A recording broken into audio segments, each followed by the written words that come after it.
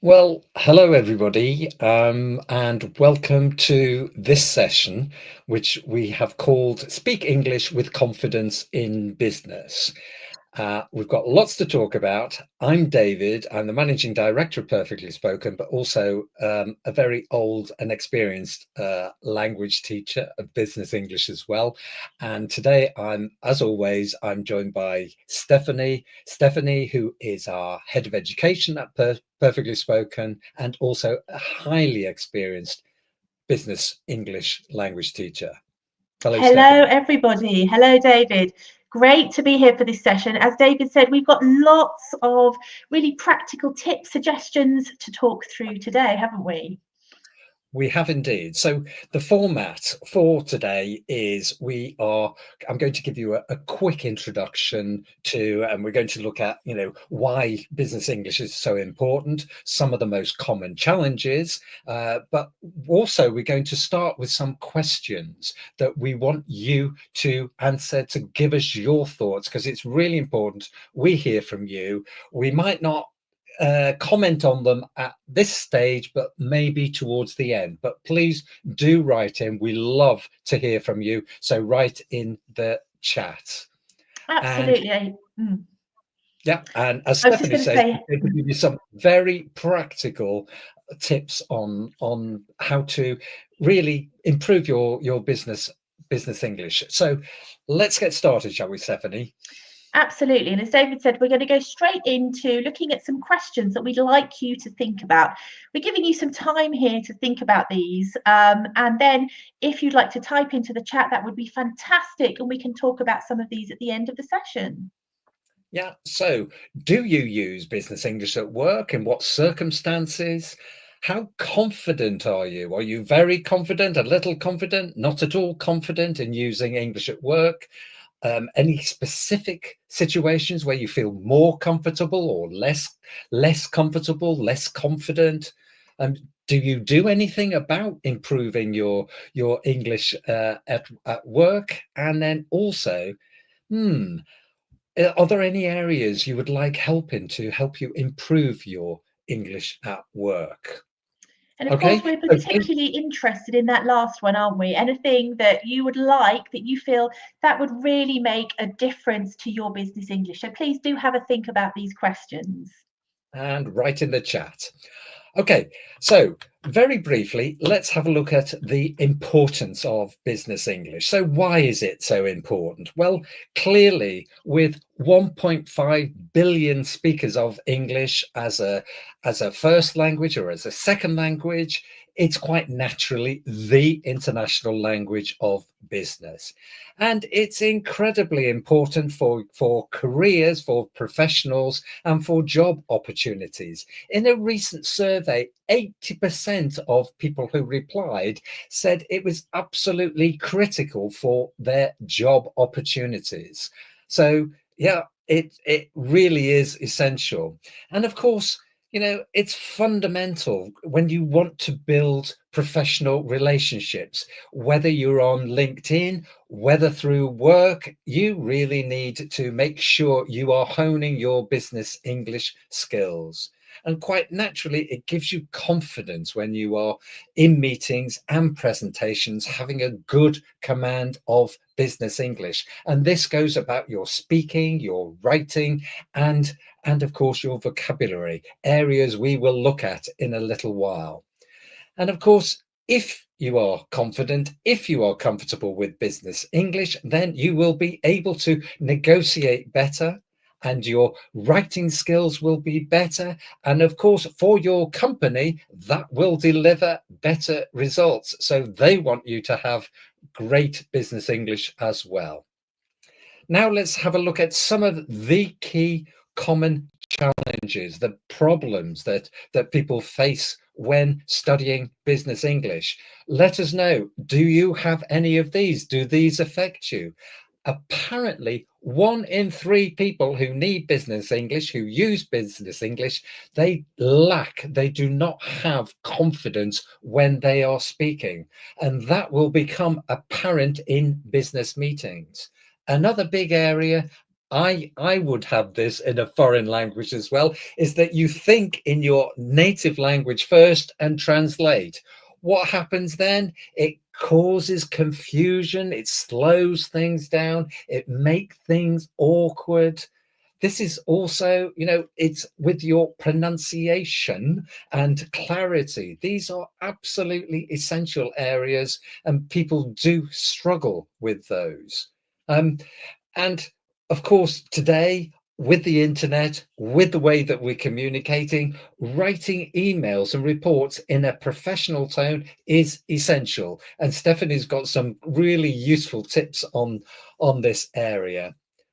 Another area that people always talk about is that native speakers, because they are not used to speaking to people for whom English is not the first language, don't slow down, don't make any changes, and that creates huge problems.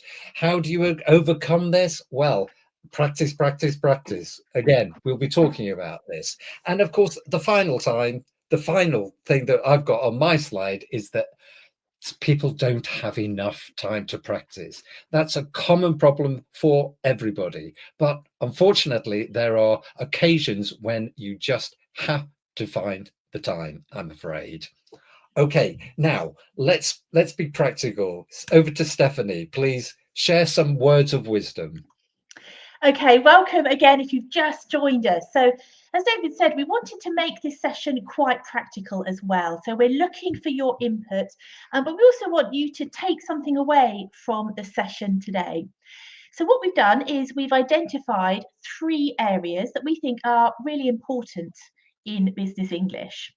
For each area, we're going to look at some top tips, and then we'll look at putting this into practice in a kind of real world example. As always, if you've got any questions when we're looking through the slides, please do type in, let us know. Okay, let's start then with one of the first areas, a big area this. We're talking about email writing. And so for a lot of people, this will be a really important area where you're using English at work. So we've got 4 top tips here. The first one, thinking about best practice. What's best practice when you're writing an effective email? I think that word is really important. It's quite easy to write an email, but you need to write a professional and an effective one. So, tips: use clear subject lines. Keep your subject nice and short. Keep your language concise. That means brief, short, and to the point.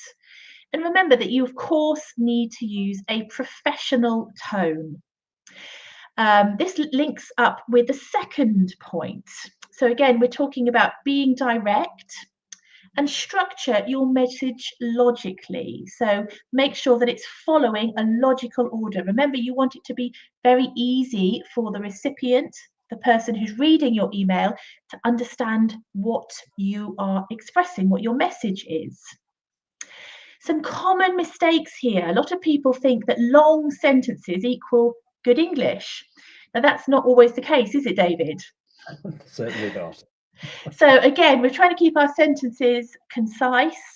We're avoiding vague language, vague meaning unclear language. And a really common mistake is a lack of proofreading. Always check that email. Even if you think it's perfect, check it again. And of course, the tip, as David said, we're lucky nowadays. We've got AI, we've got features like Grammarly, for example, and these are really useful tools in terms of refining your writing. Shall we have a look at a real world example, David? Yes, please. Okay, so let's have a look at this situation. Imagine this scenario. You need to reschedule a meeting. And of course, we're going to do this professionally. So to start with, let's look at the first example. Hey, I can't do the meeting tomorrow. Let's do another time. Let me know. Now, David, imagine that I sent you this email. What would you think? I'm afraid I wouldn't be very impressed. I would think I'm not sure if I'm very interested in reading anything else from this person. Exactly. It's too vague, isn't it? Let's do another time. Well, what time? When? And it's informal. Hey, um, let's do this. Let me know. Too informal, too vague. So we have a much better example underneath. Dear, and of course the person's name. Unfortunately, I am unavailable for our meeting tomorrow. Could we reschedule for Wednesday at 2 p.m. instead? Please let me know if that works for you. Best regards, and then sign off with your name. So immediately we can see how this is clear. It maintains that nice balance between being professional and polite. So I think our top tip here, instead of using commands, we need to reschedule, try to think about using polite requests. Think about words like could we reschedule? Not let me know, but please let me know. And this is a much more professional and effective email. And I think it's not difficult to achieve. Would you agree? Absolutely. And it is so important because, it's part of understanding culture as well, isn't it? And the need to be polite when you use English. It's frustrating for people. I can understand that, but it is part of the culture. And I think if we look at this, the better example, this is a kind of email that I would write, and I'm a native speaker. We can see that you don't need those long sentences. That doesn't mean that your English is more fluent, is more effective. This is a really nice example of a clear and effective email message. As you're saying, Stephanie, yes, that clarity and conciseness, and you're still making your points, but very, very effectively. Okay, so let's move on then to our second point today. Now we're talking about speaking. Of course, this is more challenging. When you're writing an email, you've got time to think. You've got time to check. You've got time to reflect. When you're speaking, you haven't got that, but you can still speak with confidence. So we've got some top tips here. The first one, slow down. Again, speaking quickly doesn't mean you're speaking more fluently. A lot of native speakers speak slower in business meetings, for example, because they want to make their point clearly. Slow down, use pauses effectively. And if you can, try to avoid what we call filler words. So try to avoid words like like, hmm. We want to avoid that. Firstly, it doesn't sound very professional. And secondly, if you've practiced, there's no need to use these. If you can, try to avoid these filler words. So this leads us nicely onto our second point. Now, if we're talking about a presentation or taking part in a meeting, you have got time to prepare and to practice. So try to think what your key points are going to be.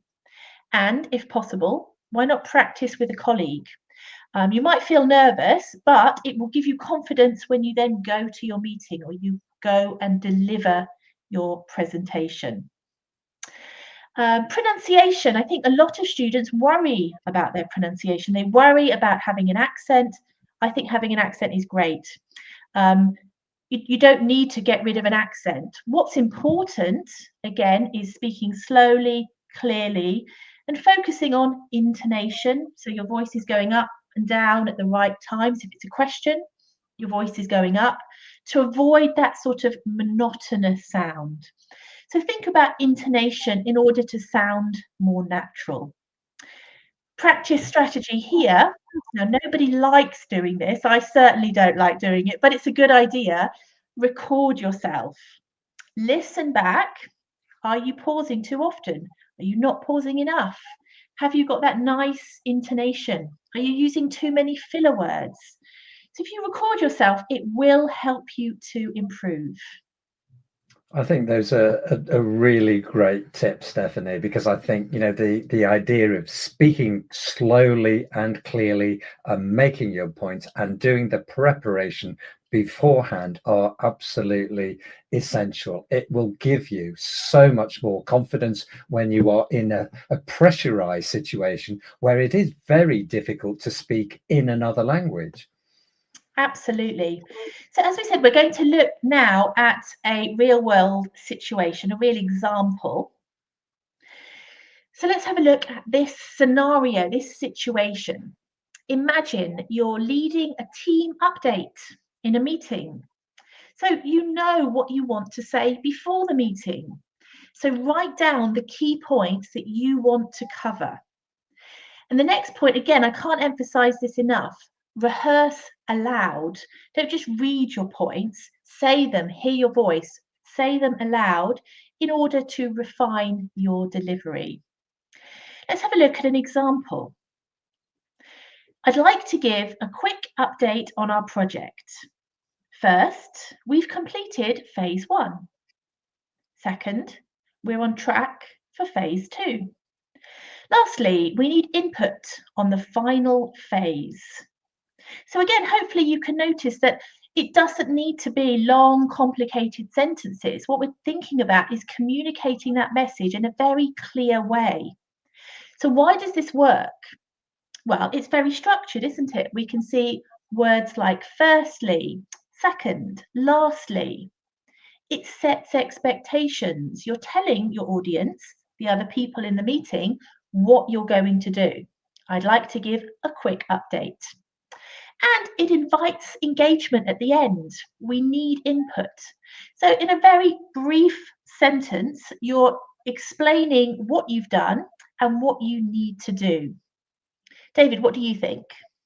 I think it's fantastic advice. Yeah, I mean, and it's I try and follow these points as much as possible. It's to so you are concise, you are clear, and you get your message across. And I tend to practice, especially if it's a new environment, if it's people I don't know, because I don't want to be distracted by them, and I want to make sure I get my message across. Exactly. And remember, of course, this is a meeting. The point is to exchange ideas in a clear way. So practicing and keeping it very brief and to the point is going to be really, really helpful. Yeah. Yeah. Okay, our final point, business vocabulary. So let's have a look at some top tips here. Now, if you've been to any of my lessons with Perfectly Spoken, you'll know that I always say this. You have to learn words in context. You can't learn them in isolation. English has many, many words that have different meanings, so we can use them in different ways. So try to learn business vocabulary in context. The best way is to use real life materials. Look at emails, look at reports in your sector.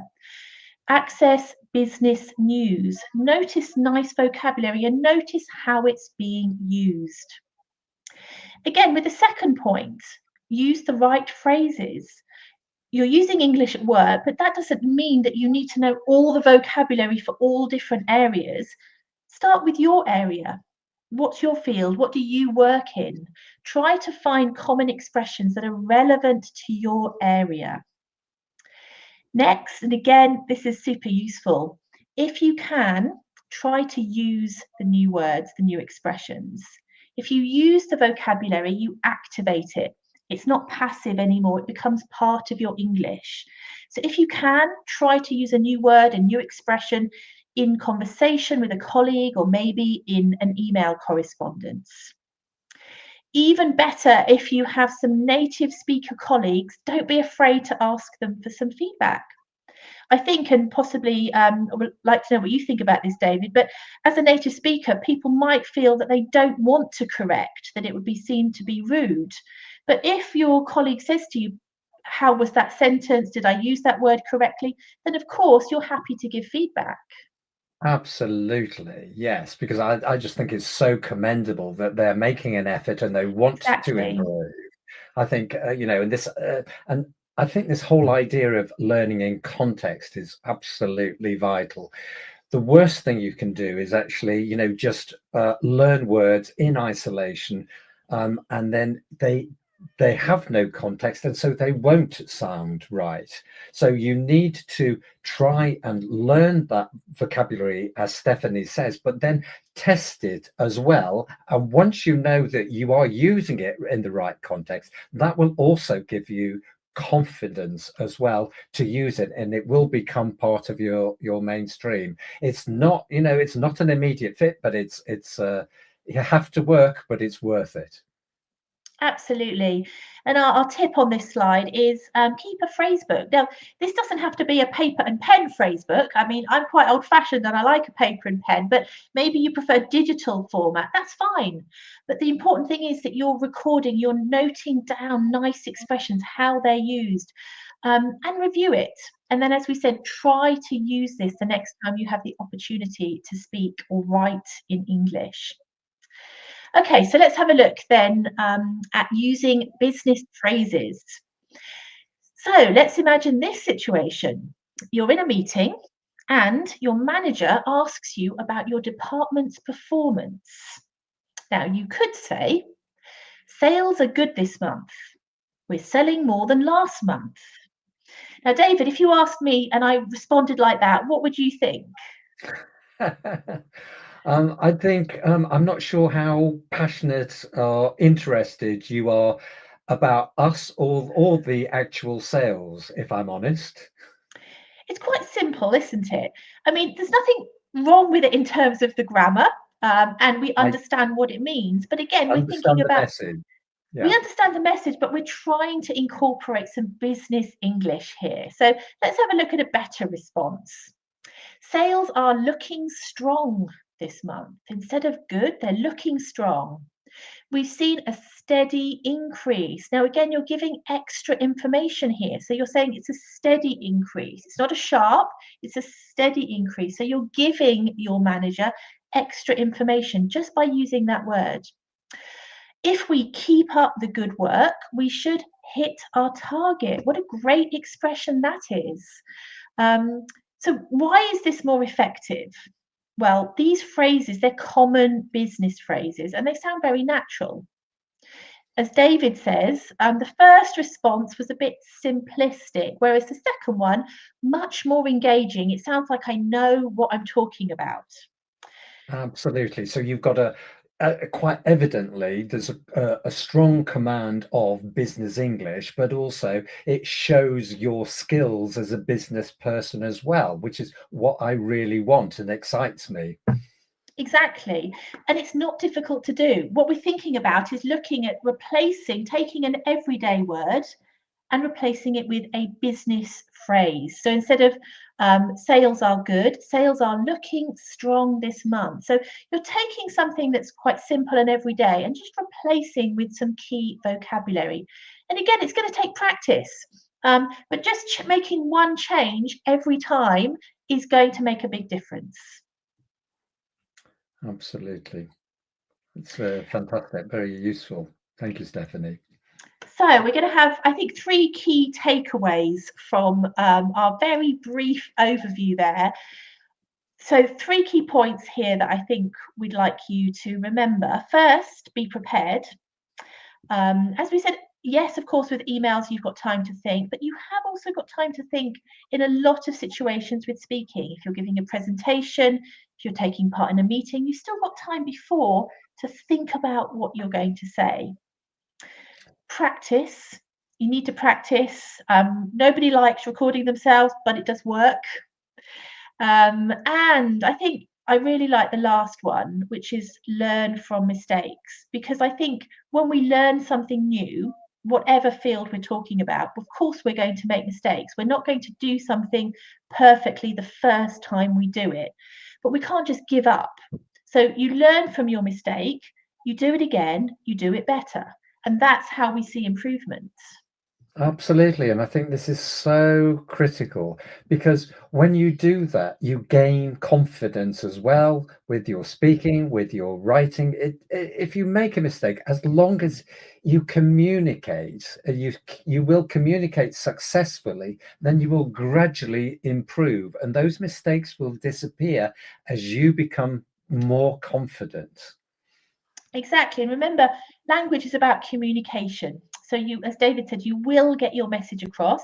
Maybe it wasn't exactly as you wanted, but the next time you do it, you're sure to improve. So you don't give up, learn from those mistakes, and move forward with it. I mean, I can't tell you the number of times I have been in meetings, and as a person who is not very good at other languages, I do appreciate the effort that non-native English speakers make. And of course, when they communicate and I understand them, I think fantastic. Of course, there are different Absolutely. levels, but please carry on. Please experiment, be confident, make mistakes, and you will succeed. So back to you. We had some questions at the start of the session that we typed in. Yeah, I mean, I wonder if anybody, thank you, Natalie and Moni have been very, very supportive, and thank you for your comments. And I mean, what we would love is anybody got any questions about this. Do you use English at work? I believe an awful lot of our students do. Anybody got any comments of that? Again, and sharing experience. I mean, we talked about practicing, recording yourself, asking for feedback. Have you tried any of these strategies? What happened? And what steps? We also had that question, which is an interesting one. What are you doing in order to try to improve? Are you keeping a kind of phrase book? Are you reading English business news stories? So I think all of these things are very important. Yeah, yeah. And Stephanie, this is definitely one for you, because Natalie's asking there, can you recommend some good textbooks or materials for learning English? Well, I'd have to say, obviously, as we are an online English language school, we do have an awful lot at Perfectly Spoken. We have a lot of really specific skills courses. And we also have some live sessions as well, where we have some really practical input for you to take away. But I think possibly with business, a lot of it can be accessed online. And in terms of, for example, business news sites, business reports, I think this is really important because it's up to date. It's relevant, it's now. So you're reading business news stories about what's happening now, not something necessarily that was printed in a textbook and from a period in the past. I think keeping it authentic and keeping it real is very motivating as well. I think so, yeah. And just to reiterate, obviously, I agree with what you're saying there, Stephanie. But if we're talking about, what we offer on the platform, because there is an awful lot Mm. there. I mean, apart from specific business English courses that you can search for under the tab there, we have a number of live practice sessions which are all available. They're all included in the pro plan, so you can go along and on specific business English practice sessions. And then we've also got like Stephanie, you conduct a live session every Monday, I believe, on Yeah, it's English. every Monday. Yeah. Every Monday, there's a live session with me, and it's super fun because it's really practical. We really try to make it that the students have something to take away from the session. So, we're not just talking theoretical English, which I think a lot of textbooks can be a little bit theoretical. What I really want in those live sessions is that you come, you practice, and you take something away that you can then use in your area of work. And of course, the great thing with the live sessions are that you can ask questions. You can say, how do I say this? Is this the right way of wording this? Can you give me another example of this? And I think that's really important because I think that also gives students confidence. Yeah. Perhaps we look at a model way of giving an introduction, and then we're practicing this, and students are practicing, and that's great because I can give feedback, and hopefully that gives people confidence to then go and use those expressions in their workplace. Yeah, yeah. And don't forget, I mean, one thing I always fundamentally believe, you cannot learn business English in isolation. You need to have a good level of general English, and then you can really improve your business English as part of that, because you have the solid foundations. And I think many people, because they are used to certain vocabulary, business vocabulary at work, once they have the solid foundations with their general English, that also facilitates, it makes it a lot easier to conduct themselves professionally in meetings and with emails and all types of business communication. Absolutely. And I think as we're talking about this, shall we go to this slide, David, which actually highlights what is available? There is, as we say, there's a huge amount that is accessible as part of the pro plan. So you can have up to two speaking practice sessions a week in small groups. You get access to all the live classes like Stephanie's, and I think there's also pronunciation, there's Yep. vocabulary, there's Well, all exactly. lots We of do try to cover. I mean, we do sort of topic specific. So we've got English for work, but we also cover skills.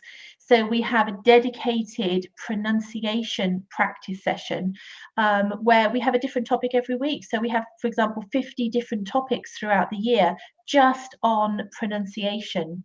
We equally have dedicated grammar sessions, and these are at different levels. Our video courses go all the way up to C2. C2, of course, is proficiency level. So there really is something for everybody. Absolutely. So please come along, and if you have any questions, any doubts, then just contact us directly at hello@perfectlyspoken.com. And not only will we respond to your questions, but we might have a little exclusive offer for anybody who contacts us. So feel free. We do love an exclusive offer. Absolutely. um, So I think that Fantastic. wraps us up. Yeah.